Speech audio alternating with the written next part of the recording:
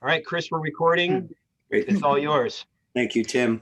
Good afternoon, everybody. Excuse me. I don't know where I should have had a stronger voice coming into this. We should read it. But hello, everybody, and welcome to the fourth of six instructional committee panels on the topic of online quality. My name is Chris Miller, and I'm a member of the college's instruction committee. I do want to thank everyone for being here today. And as you are here today, please remember to be in your best Zoom behavior.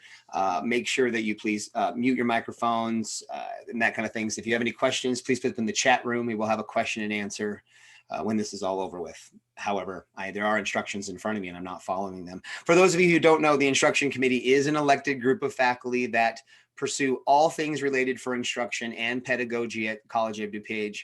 We are charged with directing and maintaining the academic integrity of the curriculum and the learning experience, and we provide recommendations to college leadership therein. Our motivation for studying or scheduling these panels was to allow for faculty in our area of ACH, Arts, Communication, and Hospitality to have a conversation about what constitutes good quality instructional delivery in an online setting. While many groups across the campus have given consideration to this topic, we think this is the first campus-wide opportunity to discuss this in a large group setting. So we do want to thank you for being with us today. I would like to welcome and thank each of our panelists for volunteering their time to talk with us today. And as with all faculty panelists that our committee facilitates, each of our guests will provide a 10-minute presentation, then followed by a Q&A conversation. That, again, I do ask that you put your questions, if you have them, in the chat room, and myself and Tim will make sure that we see those questions and ask them to their panelists when we're done. So without further ado, I'll turn it off to our first panelists. I think we know who's going first, so I'll turn it over to you. Yeah, so hi, my name is Gautam. I'm the chair of the graphic design department, so thank you for having me. And I think I know quite a few people that I'm seeing here, so it's great to see you guys. I guess yeah, we cannot see each other in person, so at least it's good to see faces. So I'm gonna start like giving you a little bit of context about like our department and the classes. So again, we are NASAD accredited, which I'm seeing Tony here as well. So like MPTV is. And our classes are 6 contact hours per week. So we either do like 2 days, 3 hours and 3-hour sessions, or like if it's a 1-day class, then it's like a 6-hour session. Just so you understand like how that relates to when we shifted to online teaching. Prior to last March, we didn't have any online courses or even hybrid courses. So it was like a big shift when whatever the date was on March 13th or 19th or something, we were told to go online. And then we had to kind of like scramble around and figure out, okay, how do we actually do that? So at that point, what I and full-time faculty, we met and we came up with like, okay, this is kind of like the message that we'll be sending out to the students and to the faculty, so that we're kind of like on the same page, kind of like coming up with some sort of sense of how we will be communicating and doing all that stuff. So we somehow got through last spring. Again, everybody kind of like learned on the fly, as all of you know. But over the summer, so I taught a summer class, and all of our classes were VCM, and we kind of like, even for fall, and right now in spring, all of our classes are VCM. So we are not doing a hybrid session or face-to-face, just because of like logistical like issues and things. So hopefully in fall, yeah, we'll be having some face-to-face classes. So when we did some research, we had a questionnaire out for our students, again, at the end of last spring. We had meetings within faculty. I think the biggest issue that we realized was that students had to learn kind of like how to take a class, and because everybody was doing their own thing, sort of like somebody maybe using Google, somebody's using Collaborate, somebody's using Zoom. They had their own way of taking attendance. They had their own way of posting assignments and things. So on top of like students learning how to learn online, it was a big ask for them to then learn in each class, like, okay, how do I submit work for this class? And how do I submit the work for another class? So we had meetings and workshops over summer. I think we did 3 or 4. We came up with things which were common to all the classes. And I think I'm also seeing like Lara here. So then she helped me, like I created a Blackboard shell for the entire program and then shared that with the program. So like starting fall, every faculty could just copy that shell onto their Blackboard and then populate it with like their assignments and their course content. Again, the idea was that the structure should be consistent throughout. So students, again, are not learning new, like how to like submit things for each and every class. Like everything is like on one side there. We chose that we'll be using quickly attendance and taking attendance by students submitting the code for that day, which would be open for 15 minutes at the start of the class. So things like that. And then also we figured out actually some of our faculty were using Blackboard extensively, some weren't before. So we thought, okay, we should be using Blackboard. And in terms of posting assignments, instead of posting them like an attachment as a PDF, we would actually post assignments within Blackboard, like, you know, with text. The reason being that a lot of our students were, they're going to Blackboard like on a mobile device. So if you attach a PDF, it creates this issue where the PDF may not be responsive or they may have to download it. If you just like post the assignment right on Blackboard, it just makes it really easy for them to see that. In terms of submissions, we decided everybody will be using Google Drive as a tool for submission throughout the program. So then when they're submitting it on Blackboard, they submit the link to the Google Drive, and that's how we will be doing submissions.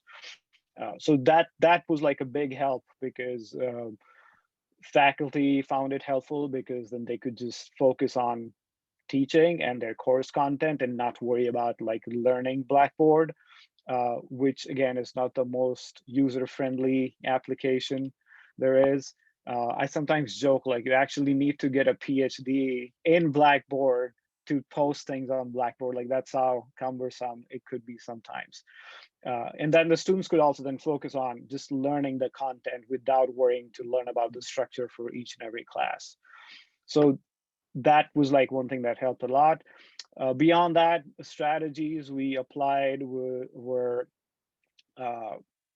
kind of like we do class critiques where we have sessions where students look at each other's work and then give them feedback. And that was really hard to do online. So we tried different methods. So we tried doing it in different like smaller breakout rooms, and then the breakout room will go back to the main session and report what they talked about. We even did like whole class critique. So our cap is usually 20 students. So what we found really helpful was like to, again, giving them talking points and structure even for the critique, so students could participate. That encouraged participation. The students really loved breakout rooms. Like everybody would actually have their cameras on, which sometimes is hard to do. They were really vocal. They were really participating when they were in a smaller setting. So that I think was a big kind of like discovery for us. And other things we use were like in Zoom. So if you are using Zoom, we made sure that that link is embedded on Blackboard. So it's not something separate that they have to remember or write down somewhere. It's just part of Blackboard. You go there and click and it takes you to the Zoom session. If you're using Collaborate, that's already built in.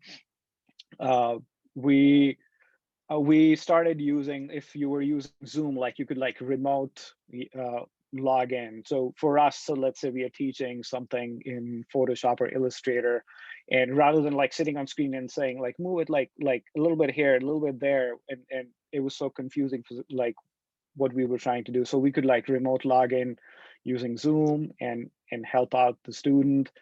Even the other Adobe applications help you do that. So that helped us a lot.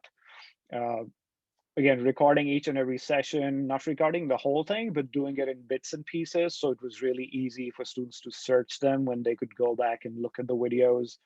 And then we chose to like actually just create YouTube channels for every faculty in every class, because as you know, like Blackboard has limited space available, and you could only have things there for a certain time. So we also like looked into using the analytics and data within Blackboard, so it helps you see what type of engagement you're getting in a class. So you could reach out to students who you can see have not logged into Blackboard or haven't really seen the project that you have posted there. So those were some of the things about instruction, and I'll quickly talk a little bit about kind of like, again, the hardest thing for all of us was like to have a sense of community, and because having that leads to engagement. So a couple of things that we did, like we would have a question of the day at the start of the class, could be any random question, just to get to know the students, like have them kind of like get in the mode of like being like talking during the class in terms of like asking questions or being vocal. One thing that we applied, which helped us a lot, was like having a journal for each and every class. So at the end of the class, like students would write, we just had 3 questions. Okay, what are you working on? What do you need? Is there something that you need help with? Or like, is there something in the class period which you did not understand and you want us to go over? So just by reading those, and especially students who were shy, they were a lot more vocal in like during like on those journals. We could get a kind of like a temperature of the class and get a sense of like, okay, what we covered in that session, did everybody get that or not? Or do we need to go back and repeat it? If we saw a lot of people didn't get it, then of course we can go back and repeat that thing. If it was just 1 or 2 students, then we can just talk to them individually and help them out. So those were some of the things. And then during we had the structure where we would like start the class, like do a class-wide activity. Again, this is VCM. And from then we will move on to having like one-on-one sessions with students, because that's kind of like how we teach in our department, is like a lot of like apprenticeship sort of model. Initially we thought like students would be shy, so we would have like one-on-one sessions in breakout rooms, and then we'd actually try to have those one-on-one sessions in the main session on Collaborate or Zoom, and students actually really loved it. They could see what other students were working on. They would sometimes like jump in and then voice their opinion and help them out. So that did help in terms of creating a sense of community. So I think that's all I have to add, but yeah, I'll be happy to answer any questions or anything else you want me to talk about or show. That's great. All right, thank you so much, Gautam. We're going to turn it over now to Jude. You want to go second, or Kathleen? You turn it over to you. I have a screen to share. Can you guys see it right now? Yes, we can. Awesome. So when Tim asked me to be a part of this panel discussion, I agreed and said yes. I had taken some ION courses. I did the Foundations of Online Teaching module here at COD, but I wasn't certain what I was going to speak about. After doing some brainstorming and sort of looking at what I do in my classrooms, I decided to focus my presentation today on creating a foundation for choice and immediacy in an online classroom. Most of those terms, like a foundation, student choice, you probably are already familiar with. There is one that I would like to define a little bit further. It's the word immediacy. It is a phrase or a word that comes from the field of communication. The National Communication Association defines immediacy as verbal and nonverbal communication actions that send positive messages of liking in order to positively impact student motivation. The concept of immediacy began in studies in the 1970s that looked at face-to-face classrooms and were sort of curious as to how teachers could encourage student success. And what they found is that through behaviors that demonstrate immediacy, such as smiling, making eye contact, not hiding behind the podium, using students' first names, You could increase students' perceptions of liking, and they can have a more positive impression of you and your class that leads to greater success. In order to get there, however, students first need a foundation. So several tips I have for creating a foundation for your students. One, be very clear about the technical requirements for your class. So be sure to list that on your syllabus. If there are any other resources that students need to use, make sure they know about them. So for example, in speech communication, we use a video sharing website called Go React. Explaining to students what Go React is and how to use it is a good way to create a foundation for student success. Likewise, I like to make my materials available in a variety of formats. So for example, if I have a video lecture, I also include a PowerPoint for that video lecture, and I use YouTube so closed captions are available. I also like to give students handouts that explain the assignments, and also examples of excellence from prior students. One thing that I've done that I started doing this spring semester that I really like is that I am using an OER textbook, obviously written by some brilliant individuals, as you can see from the image up here. One of the things that I found really great about the OER textbook is that students are using it. I definitely have a sense now that I'm using OER resources that perhaps in the past, students just were not like buying the book, or it wasn't as easily accessible for them as an OER book. So I think that has been really key to giving students a foundation for success as well. Once we give them that foundation, we also need to encourage them to stay on task and stay engaged in the class. For me personally, I think one of the big keys for successful students is having them do the work on time and preventing them from falling so far behind that they just cannot get caught up. One way I do that is I send them a reminder the first day of class. I reach out, I email them, and I give them a heads up, you know, by the way, class has started. We need to start engaging with the material. So that's one way I help keep them on task. I also do check-ins in my small group class to sort of where they give updates about their projects rather than just like sort of leaving them to work for a while and then hoping it all gets done at the end. For my speeches, before we start work on a speech, the first thing we do is a topic sign up. I like having them think about their topics at the very beginning. So, you know, weeks later when we actually get to the project, they're more likely to have spent a considerable amount of time working on that project rather than just sort of like procrastinating until the end and just sort of deciding then. Also, I think it's really important to remind students what they need to do. In public speaking, there is an old adage, and as far as like speech structure goes, it is tell them what you're going to tell them, and then tell them what you've told them.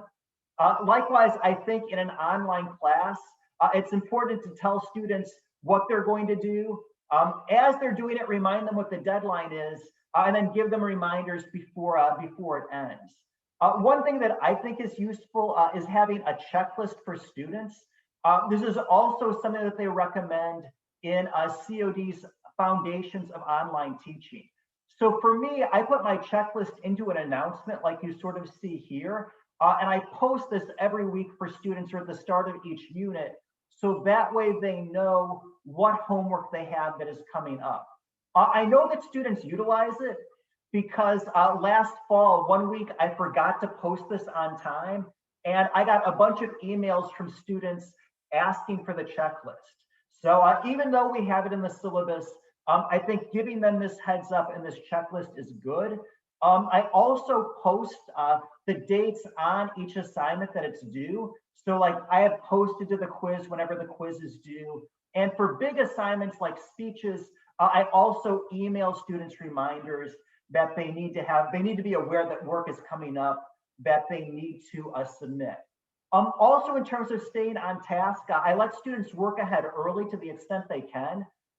Some things like discussions require, you know, more not necessarily synchronous, but more direct interaction. But for things like quizzes and whatnot, I do let them work in advance. A big thing that I focused on in my classes is creating more opportunities for choice for students. So for example, one of the feedback items that I constantly get from students at the end of the semester is that they like that I let them choose their own topics for their speeches. Apparently in high school, that's not necessarily as common in speech classes. I do police them to make sure they're the right genre. So for example, if someone wants to do an informative topic for a persuasive speech, I would not allow that. But I do give them a lot of choice over their topics. Also, something in terms of choice, I also give them the option of choosing what discussion to speak about each week. So for discussions that are not speech critiques, I give them two options. And, for example, these are the two different things you can speak about concerning our unit on language. And I let them choose which discussion they want to respond to. And I think by giving them those choices, they feel more empowered, and they also feel more likely to do the discussion for that week, rather than maybe like procrastinating or not doing it because it's not as appealing to them. I also give them a bit of choice over their quizzes. My students have the option of taking each quiz twice, and only the highest score counts. This is something I learned as a student myself. I've taken some CIS classes here at COD, and one of the great things Carolyn England did in her CIS class that I took was giving us this choice to take the quizzes a second time. And as a student, I really liked that because it encouraged me to learn more and to research the items I got wrong, even though each quiz comes from a new question bank. So I think choice is really important. Also, I try to create a community of learners that allows students to learn from each other.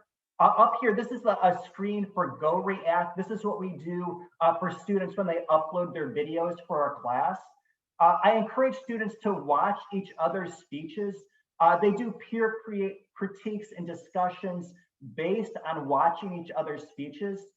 It's also something that I've gotten positive feedback from students at the end of the semester. They say they like watching their classmates' speeches and they like being able to learn from them. I also have the topic signups done in a public discussion board that all the students in the class can see. One reason for that is that I don't let multiple students speak on the same topic. Also, I like them being able to learn from each other and to see what their classmates are coming up with. Towards promoting learning from each other, I've also changed the way I approach discussions. I used to sort of treat them more like mini papers, and I was more focused on like spelling and grammar and things like that. I've become more focused on students having a conversation, so I require them to comment more. And I also give extra credit for students who comment a lot. So for example, if a student comments more than 8 times in a theoretical discussion or more than 10 times in a speech critique discussion, I give them an extra credit point to sort of encourage that discussion and to keep it going. I also am a member of the learning community myself. I like giving students feedback in words rather than just in scores and in numbers. I participate in the discussions, especially for the first discussion. I want to greet every student in the class as they post their self-introduction. And I also try to share something about myself with them as they introduce themselves. So I might mention something they have in common, or something that really interests me about their own self-introduction. I also recognize that I can learn from my students, and I share this when appropriate. So for example, I have a student who is doing a persuasive speech in the future about how doctors are paid to recommend certain prescriptions. And that wasn't something I had any knowledge of before she wrote her topic down. So when I approved her topic, I sort of commented that I was interested to learn more, and I was not aware that this was a problem.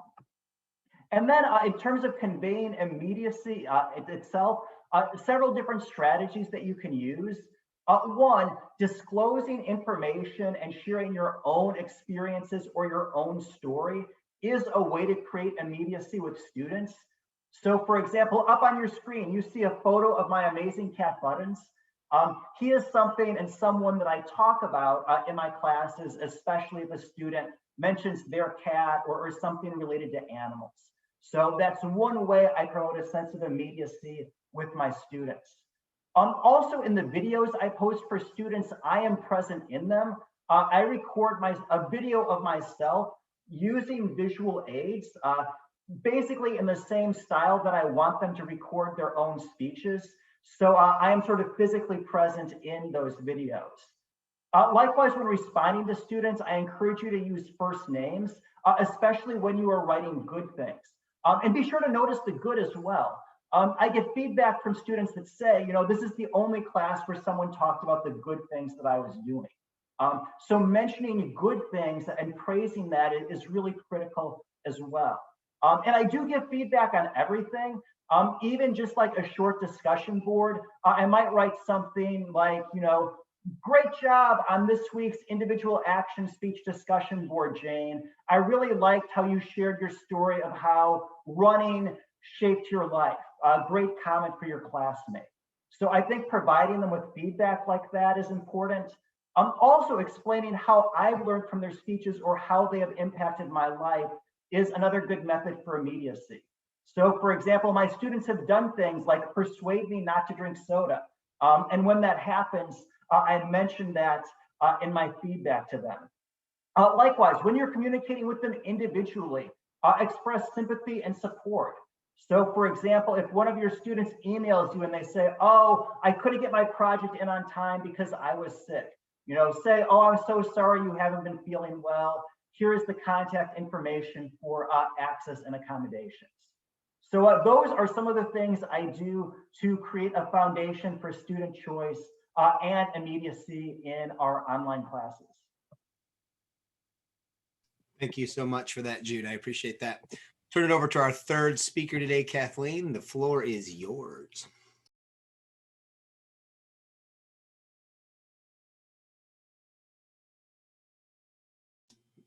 Mute, give me a second. And you are seeing my screen. Yes, we are. Okay, let's get this rolling here. Okay, you guys have heard many things already. I'm just going to be repeating. But one of the problems I have is this is an image of my brain and how I teach and how I think. And you can see it's not very conductive to Blackboard. So a lot of my teaching with Blackboard feels a lot like this. Okay, so I'm trying to put stuff and yeah. So this, I'm trying my very best to keep it stupid simple as much as I can. And I've had students comment, thank you for dummy proofing this class. And then I'll have another student come, send me an email right after saying, I don't know where everything is. And so I'm just going to share with you kind of how I set it up. And if anybody has ideas, just to kind of show the reality of trying to work with this. So in my, here's just, I just put together like so I have a start here button. This has a video, it explains everything. So the first thing they do when they come to class is they go there. I have the to-do list every week, which is kind of like that checklist where I really simply put all the links, showed everything. And it tends to look like this. Every week I tell them how many weeks are coming there, and I do it week by week. I don't show stuff ahead of time because it seems to confuse them. I have the where is this shit this week video where if they need to, they could go into, and I actually introduced the topic. Hello, everyone, and I'm going to turn my computer down so you don't have to hear me twice. Where I talk about what our topic is, what might be controversial, what might be, crazy to deal with, and a PowerPoint. So somebody who's visually learning, again, all this is also on YouTube. So if they need the words. Now, this is the part that it gets confusing for me. So if you give students choice, so I have 3 sets of videos and articles, and I always try to explain why they're doing what they're doing, skills you can use, how is this issue affecting us, when has this happened before? And so in each set, I have a group of videos. Some are my videos that I've recorded. Others are other people's videos. And they watch these video sets, and then they have to respond to maybe 3 or 4 questions. So it looks like a great big assignment because I have to put it all in one assignment, because if I put them in separate assignments, they get punished for not choosing all the assignments. or it makes the grade book really huge. So it's kind of, it's like this, and then they can choose, they have to choose one in each set for their points, all low stakes points. If they do more, then they get more points. Okay. And so that's kind of, trying to pick relevant things and going through all of that. And then finally, the discussion board, I don't have much to say that's smart about the discussion board. I do put the tool link right here so I can watch their discussions and go through them a little bit easier than it presents itself in Blackboard. And then I hide that from the students, so I have it right there.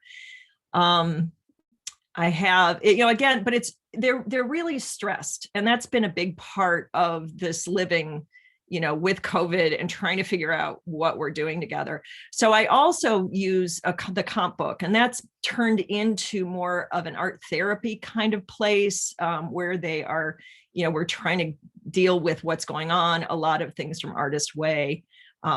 And that, if anybody's interested, I can give you more information about that. That I've gotten a lot of positive, either students do it or they don't, they're not required to do it. I look at their pictures, and that's kind of our therapy there.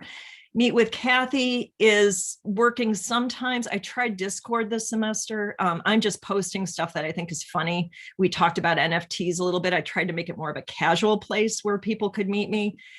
They don't want their teacher in social media. That's just kind of what I'm deciding. Or maybe I'm just too old. I can't decide.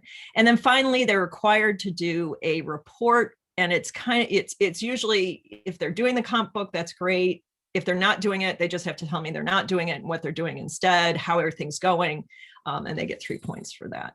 So that's the only other thing that I found that kind of works, and I'm going to stop share because I don't think I can make it work. Hang on one second, if I can turn off my PowerPoint. Let's do that. Just to show you guys, so I work on a Word document for all the stuff. Can you see this? No? Okay. All right, then I have to screen share again. This was a part I didn't know if this would work. And this. Okay. And so I do everything in a big Word document.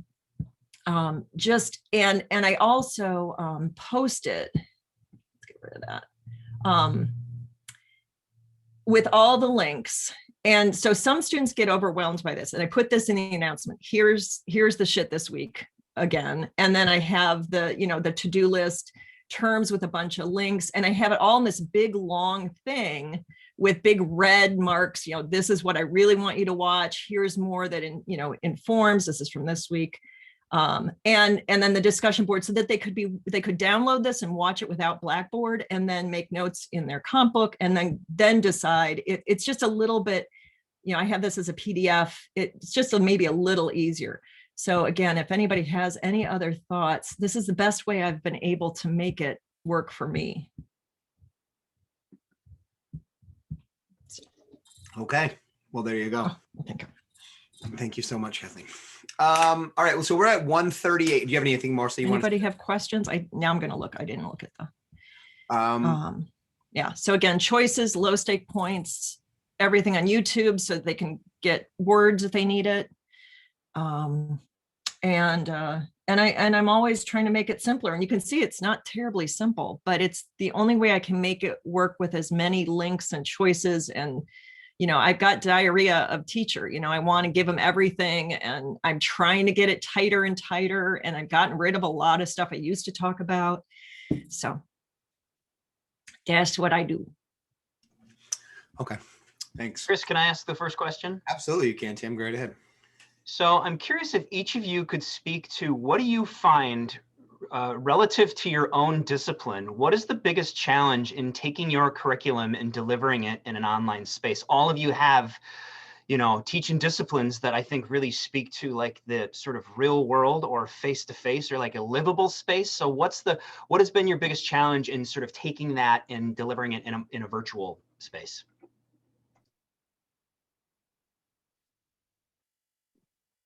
I think that for me, it's teaching something that is primarily performance-based and traditionally thought of as a face-to-face experience, and doing it online. I think that also it's harder to get students to get to know each other in an online class, the way they necessarily would get to know each other in a face-to-face class. So it's sort of getting that connection and getting that sense of community established in an online environment. Yeah, I think for me also it's pretty similar, and I think I touched upon it previously. I think the hardest thing for our department was like doing critiques online, where students have to show their work and then talk about them. And then again, like people are sometimes afraid of having their cameras on or talking while the camera is on. So just nobody was used to it, neither the faculty or the students. So just getting over that, and then as I said, like just giving them talking points or trying out smaller breakout rooms, which seem to kind of like solve that problem or at least help with it.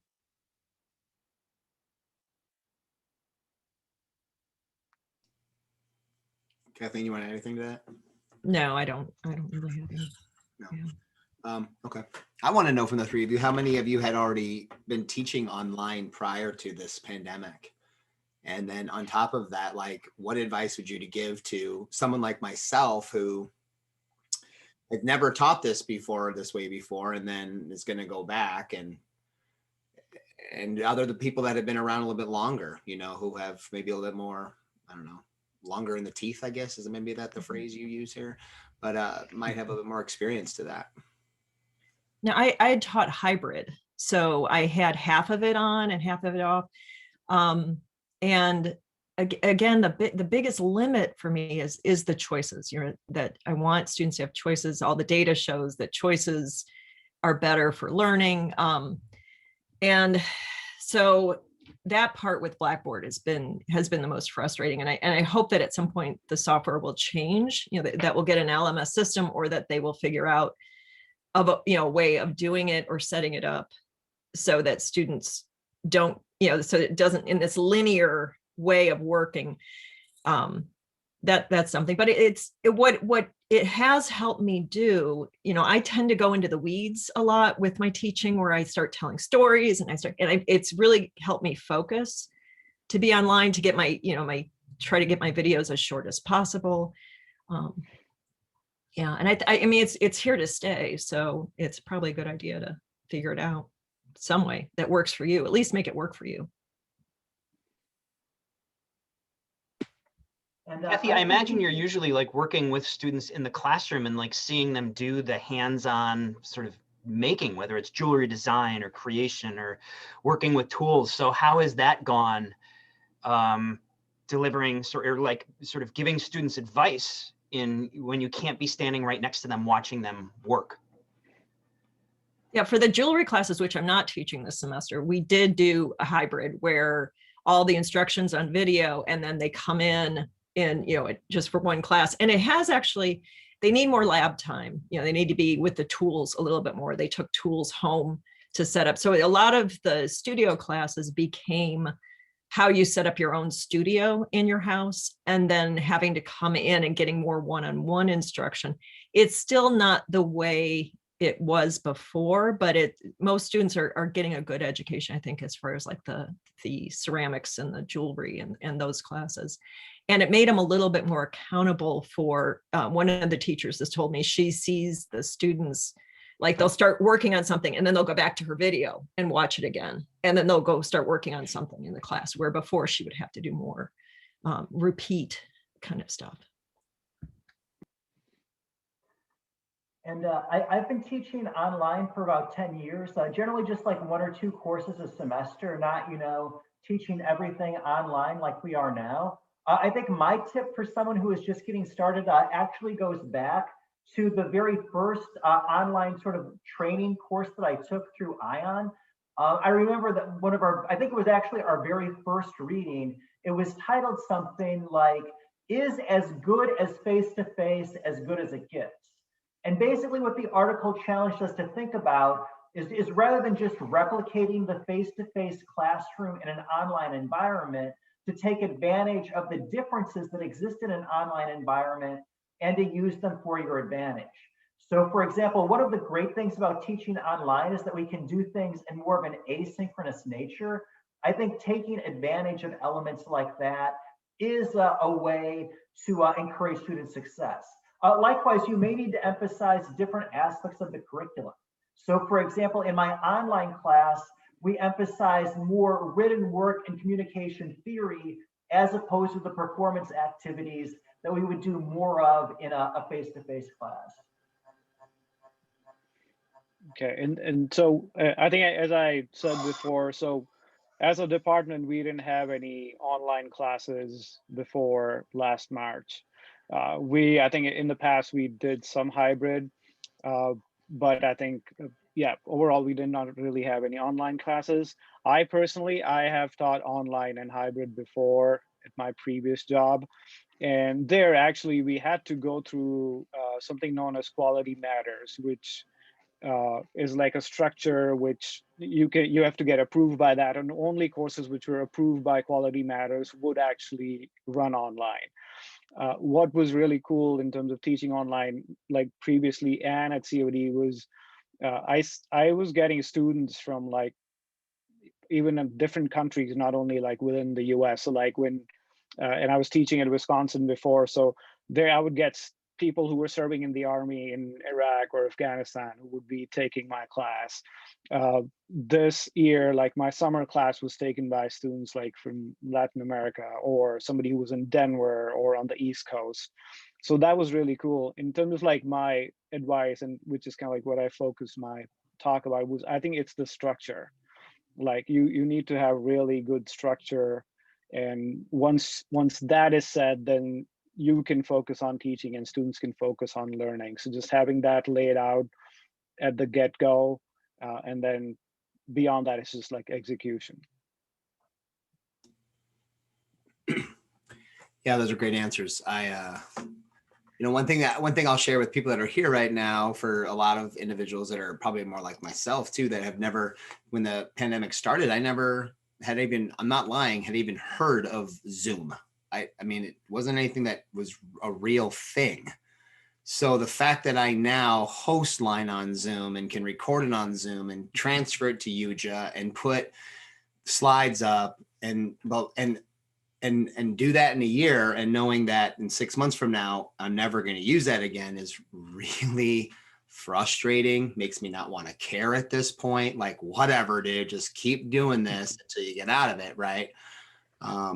But at the same time, things like Jude said, like Go React, and Kathleen, when you show, I wanted to take a screenshot of your book, because it's very much how my brain works. I just don't have that incredible artistic ability.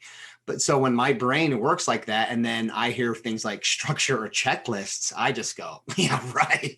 Where are you going to check? I'm not sure. So, but the point is, it's good to hear this, and it helps me. I don't know about anybody else on the panel right now, but it's helping me find that I'm like, okay, I'm on the right page. I'm doing the best I can, because I'm still sort of in that learning stage. Even though I'm instructing it, I'm still learning it. But I've also gone to so many committees. I now learned that I have open pedagogy as a model that I'm absolutely using. I went to a panel the other day and I thought, why am I not on this panel? Like I should be on that panel. That's something I just made up. But that Denise told me about. So I don't know. Anyone else got other questions and stuff? I want to keep us shallow of 2 o'clock, because a lot of you are going to another panel right after this. But I can't. Tim, I'm sorry, I can't see my chat boxes. There I can. See, I can use Zoom, everybody. I learned. Are there more questions, by the way, from anyone else? I would really quickly echo what some of the panelists have said about checklists. I know it might sound mundane or rudimentary to a lot of people, but I cannot, I started using them a year or two ago, and I can't tell you how many of my students relate to me the feedback that this is so helpful to keep me organized. And it might be part of the problem that Gautam pointed out earlier, that these students are being sent in so many different directions in a virtual world. It's like I'm using Google Classroom, I'm not using Blackboard.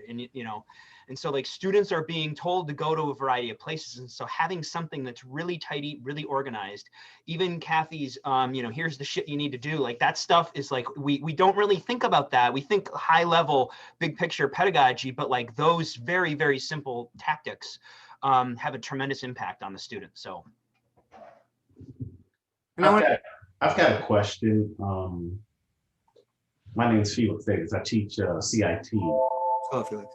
And prior to this, we had very few classes that were online. In IT, we work with equipment, software, et cetera. So 95% of our programming curriculum is hands-on. We made the transition very quickly. We've adjusted. We do a lot of remote access to software and equipment. So we've been pretty effective in that.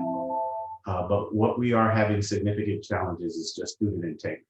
You know, if we're doing certain lab activities, I mean, it is rampant. I'm wondering, and you know, we've done some things to try to mitigate that. We partnered with the testing center and actually had them do proctored testing and things of that sort.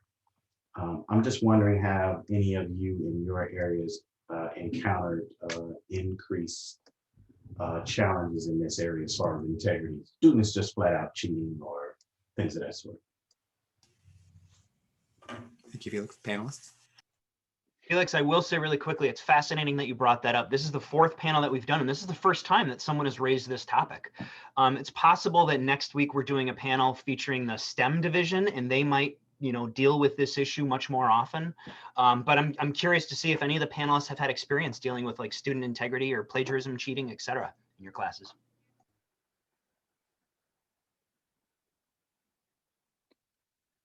So it's like for us, like, you know, we're being creative and coming up with a design solution. So usually students are working with us one-on-one. So every step of the way we get to see what they're doing.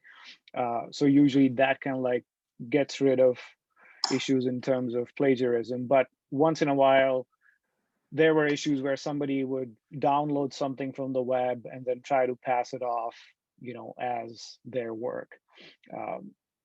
And I think even like before COVID, we as faculty met and we came up with a statement which we clearly laid out in our syllabus and defined, okay, what exactly is plagiarism? It's like taking somebody's image, even like tracing an image, and then we give the example of like Shepard Fairey and Obama and stuff.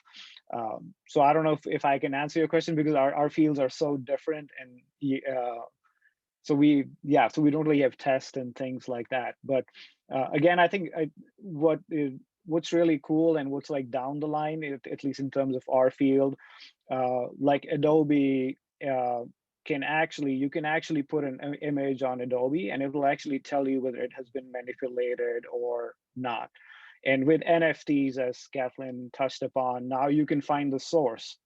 So I think for us, I think that are like huge developments, and hopefully that will help us like resolve that problem. Yeah, and I mean, there's some overlap in the area. I mean, we're teaching students how to design and implement networks, for example. So the expectation is, well, you know, plagiarism should be minimal. They got to create this thing from scratch. But we've had instances where, because of the software we're using is publicly available now, that they'll just download an example of a network from Google that they found online and submit it as their work, not knowing that, oh, that's my student's work from last semester. And I recognize it. So just interesting. So, you know, I'm just checking to see if others had any challenges in that area. I think the other thing that helped is like kind of like student self-policing, because sometimes like another student would notice if they saw something which this student was passing off as their own, and they would like reach out to the faculty. So I think when we start the class, we clearly lay out what plagiarism is and how we'll deal with that. And then I think that helps, like having that discussion and then maybe repeating it again, like around midterm or something.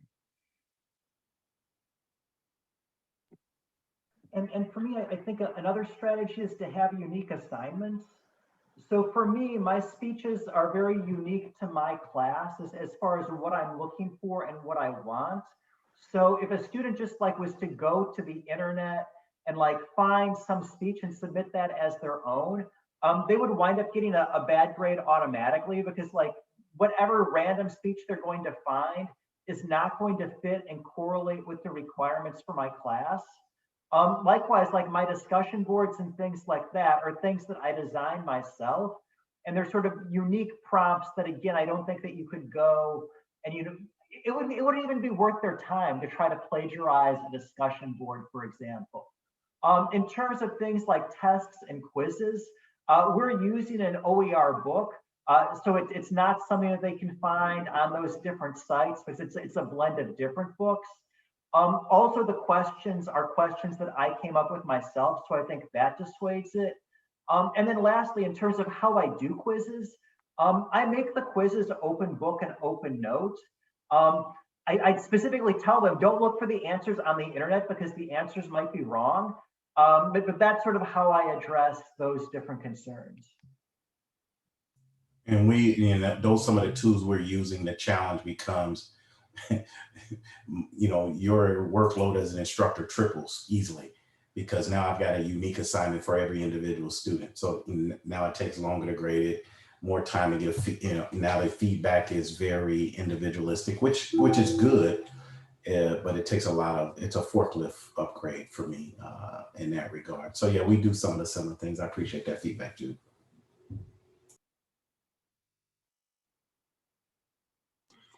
Do we have any more questions? I have a question here from Sam. What recording tools do you use when you want to record your lectures? He uses Camtasia, but lately he's been using Zoom. So for me, I mean, I'm teaching asynchronously, so I just record my videos with my cell phone and upload them that way. In the past, I have done some screen capture programs as well. I'm trying to think if I can remember what the name is of the program that I use for that. Let me look at my computer real quick and see if, it's called DVD Video Soft, I think is what it's called. And it's just like a free online program that I used in order to like capture a screen or capture a PowerPoint only. Yeah, we are just using Zoom or Collaborate, depending upon which faculty is using which application. And then I use in my, for my slide, because I record a lecture with other people's, I embed video in it. So usually when I have a video, there's usually either me or images ahead of time to explain the video. And so I just use QuickTime Player because I find it, it's already on my computer. I can record with my computer camera. And then that video you saw of me explaining where the shit is this week, that's just QuickTime Player screen, movie, and then adding at the end a screen capture of the class. So again, trying to keep things simple. I'm kind of burned out with trying all kinds of different software that doesn't really work. There's a lot of, I think there's a big push to get students, especially if they're not familiar with things, to get them to try things. And sometimes the energy of just trying to keep them interested in it it's enough trying to keep them into the class. And so I'm trying to keep things as tidy and as small in some ways as I can, which may be not the best attitude, but that seems to be how I'm working it.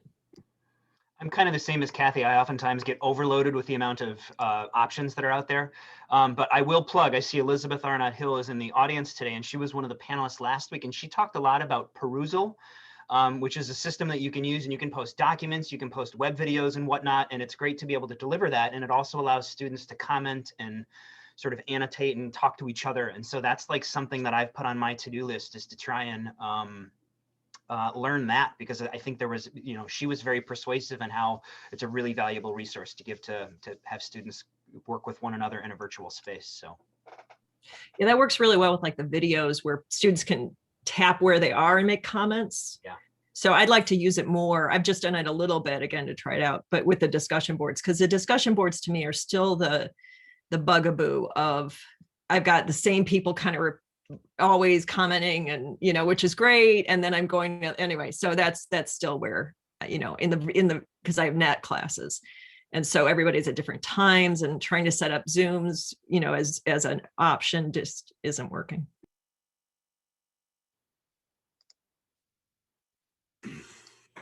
Any more questions?